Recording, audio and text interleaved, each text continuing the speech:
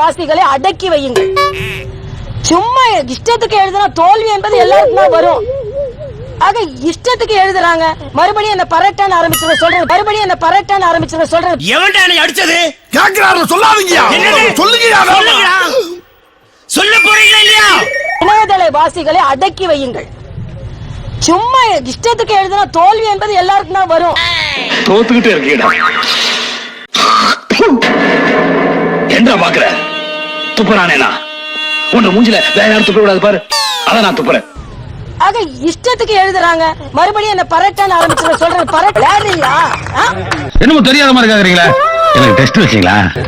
ஆமா, பரட்டாக்கு ரேட்டுன்னு சொல்லிட்டேன். அது முத இணையதள வாசிகளை அடக்கி வைங்க.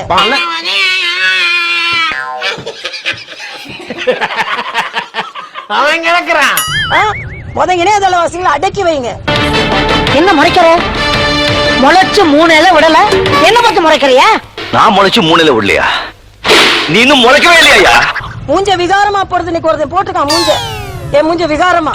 ஏய் முத்துன மூஞ்சி, என்ன பயங்கர ஆவாசா இது? நான் ஒன்னும் அழகி கிளைக்கெல்லாம் சொல்லிக்கலையே. Not a Kajal. I am Sai Pallavi. நான் ஒன்னும் அழகி கிளைக்கெல்லாம் சொல்லிக்கலையே. எங்க ஒருக்கா சொல்லு. நான் ஒன்னும் அழகி கிளைக்கெல்லாம் சொல்லிக்கலையே. மர்க்கா சொல்லு. நான் ஒன்னும் அழகி கிளைக்கெல்லாம் சொல்லிக்கலையே. மர்க்கா சொல்லு. நான் ஒன்னும் அழகி கிளை. ஆட உங்க கூர்க்காவுக்கு பிறந்தவங்க சொல்லுவியா? உன்னை எல்லாம் நிக்க வச்சு அடி கூடாது, குனி வச்சு அடி. குனிடா. இனிமே சொல்லுவியா?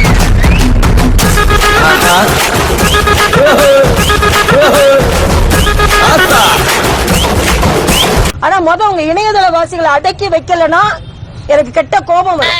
மாமா கோவம் வந்துருச்சு.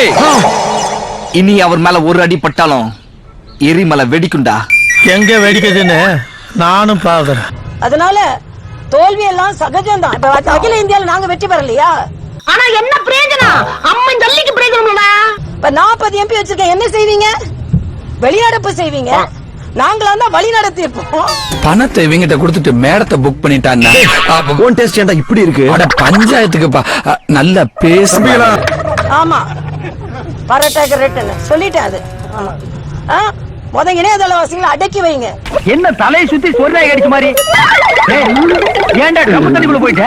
ஒண்ணுலண்ணே, உங்க கூட இருக்கானே குள்ளமா கருப்பா, அவன் தான் சொன்னான் டென்ஷன் ஆனா தண்ணிக்குள்ள போடா டென்ஷன் எல்லாம் குறைஞ்சிரும்னே. அதான் டென்ஷனை குறைச்சிக்கிட்டு இருக்கேன்.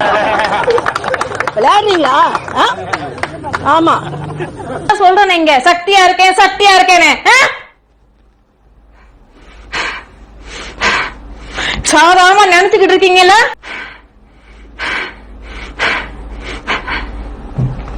நீங்க ஏதோ நான் சாதாரணமா கோவப்படுறேன், சாதாரணமா கத்துறேன், ஆக்ரோஷப்படுறேன்னு நினைக்கிறீங்க. இல்ல, உங்களால புரிஞ்சுக்க முடியல. இத உணரக்கூடிய விஷயம். அவ்வளவுதான், நம்ம முடிச்சு விட்டீங்க போங்க. நானால ஒண்ணு எழுதி கொடுத்துட்டாங்க. நீங்க உட்காந்து உங்க ஆமத்திங்க 30,000-40,000 விளக்கு வச்சு விட்டீங்கடா. நீ எல்லாம் மனுஷன். I would say it was historic.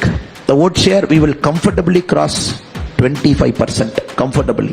25. Yes. 5 times. Yes, madam. 500% growth. Yes, madam. நாளைக்கு காலையில் ஆட்சியை பிடிக்க வேண்டும் தமிழகத்தில் என்பது எங்களுடைய நோக்கம் இல்லைங்க. அது நடக்காதுன்னு எங்களுக்கு தெரியும்.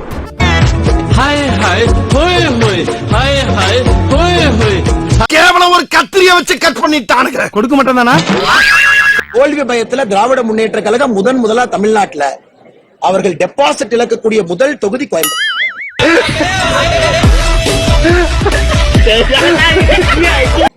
நீங்க கவுண்டிங் ஆரம்பிச்சு 3-4 ரவுண்ட்லயே தெரிஞ்சிடும் உங்க டெபாசிட் வாங்க மாட்டாங்க. நீ தோத்துட்டேன்னு உன் காதுல வந்து கத்துனாலும் நீ தோத்துட்ட. அத நம்புனா நம்பு, நம்பாட்டி போடா. ஓட்டு எவனுக்காவது மாத்தி போட்டீங்க,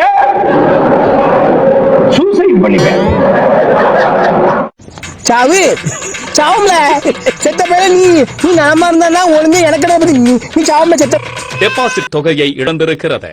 வட சென்னையில் போட்டியிட்ட பால் கனகராஜ், சிதம்பரத்தில் கார்த்திகாயினி, கரூரில் செந்தில்நாதன், நாகையில் ரமேஷ், நாமக்கல்லில் KP ராமலிங்கம். தேசிய கட்சி தான், அதுக்கு கீழமா மாநில கட்சி இருக்கணும். நாமக்கல்லில் KP ராமலிங்கம், தஞ்சையில் M முருகானந்தம், திருப்பூரில் AB முருகானந்தம். தமிழகத்துல 2 இலக்கு எண்ணிக்கையில 20 சீட்டுக்கு மேல நாங்க வெற்றி வருவோம். அப்படி வரலைன்னா நான் கட்சியிலிருந்து ரிசைன் பண்ணிக்கிறேங்க. கார்த்திகை செல்வன் இது ஓப்பனா சொல்றேன். இவருதான் மானஸ்தன். மானஸ்தனா? மூஞ்சி பார்த்தா அப்படி தெரியலையே. பேர் வைக்கும் போது குப்புறப்படுத்திருந்தாரு. வச்சதுக்கு அப்புறம் தான் மூஞ்சி பார்த்து. திருவள்ளூரில் பொன் பால கணபதி, திருவண்ணாமலையில் அஸ்வத்தாமன். எங்க வந்து இன்னும் கதை விட்டுருங்க வளர்ச்சின்னு. உத்தரப்பிரதேசல எங்கோ போயிடுச்சு. உத்தரப்பிரதேசத்தை பத்தி பேச எனக்கு கட்டவும் சொல்லிட்டேன். நீ வேற திங்கிறியா பியல் திங்கிற பேப்பவனே. இந்த பொழப்புக்கு 4 பேர் பொழைக்க மாட்டேன். கிகோலோ பை. விருதுநகரில் ராதிகா சரத்குமார். நீ நானும் ஓடிடலாமா?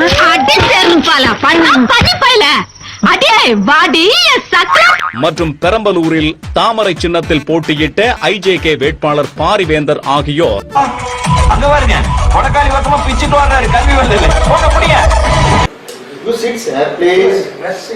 இன்னைக்கு காலையில இருந்து இந்த பிஜேபி காரங்க 11% வாக்கு பெற்றிருக்கோம். நாங்க இதுல எலெக்ஷன்ல தோத்து இருந்தாலுமே இது ஒரு தோல்விகரமான வெற்றி. போன எலெக்ஷன்ல 3% தான் இருந்தது. ஆனா இந்த எலெக்ஷன்ல நாங்க 11% வாங்கியிருக்கோம். பாமகவோட கூட்டணி அமைச்சு தேர்தல களம் காண்றீங்க. அப்ப பாமகவோட ஓட் ஷேர் உங்களுக்கு ஆப்வியஸ்லி வரும். கூட்டத்துல பச்சை சட்டக்காரன் எஸ்கேப் ஆகுறான். போனா இன்னொன்னு, இந்த எலெக்ஷன்ல பிஜேபி ரொம்ப தந்திரமா ஒரு ஸ்ட்ராட்டஜியை வகுத்திருக்கு. அது என்ன அப்படின்னா, ஐஜேகே கட்சி தலைவர் பாரிவேந்தர் வந்து தாமரை சின்னத்துல நிக்கிறாரு. புதிய நீதி கட்சி தலைவர் AC சண்முகம் தாமரை சின்னம். அப்புறம் தமிழக மக்கள் முன்னேற்ற கழகத்தோட தலைவர் ஜான் பாண்டியன் தாமரை சின்னம். இந்திய மக்கள் கல்வி முன்னேற்ற கழகத்தோட தலைவர் Devanathan Yadav, win TV owner, மிகப்பெரிய ஒரு தொழிலதிபர், அவரும் தாமரை சின்னத்தில் நிற்கிறார். சோ பாஜக தமிழ்நாட்டுல 11% வாங்கி வளர்ந்த கதை இதுதான். நாமெல்லாம் ஒன்னா சேர்ந்து ஒண்ணுக்கு வேணா அடிக்கலாண்டா, வேற ஒண்ணு நாம பண்ண முடியாது. வரும்போது என்னிடம் கேட்டார், அக்கா எவ்வளவு வித்தியாசத்துல வெற்றி பெறுவீர்கள் என்று கேட்டார். நான் சொன்னேன், முதலில் 1 லட்சம் என்று சொன்னேன். தம்பி இங்கே ஏறியவுடன் அது 2-3 லட்சமாக மாறியது. அங்கிட்டு போய் விளையாடுங்கப்பா.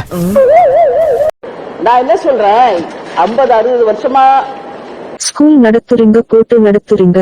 ஒரு சின்ன பையன் முதல் வாட்டி போட்டியில கலந்துக்கிறாரு. அப்படி ஜெயிச்சாதான் என்ன போச்சு உங்களுக்கு? 39 போட்டியில ஜெயிச்சதை அறிவிச்சிட்டு இருக்கீங்களா? ஒரு போட்டியில கடைசி வரைக்கும் போராடி வருகிறாரு ஒரு இளைஞர். அப்படி பெரிய மனசோட நீங்க அவரை வந்து ஜெயிக்க வச்சிருந்தீங்கன்னா இந்த ஸ்கூல் நான் தலை வணங்கி நான் வந்து போற்றி இருப்பேன், வரவேற்று இருப்பேன். அது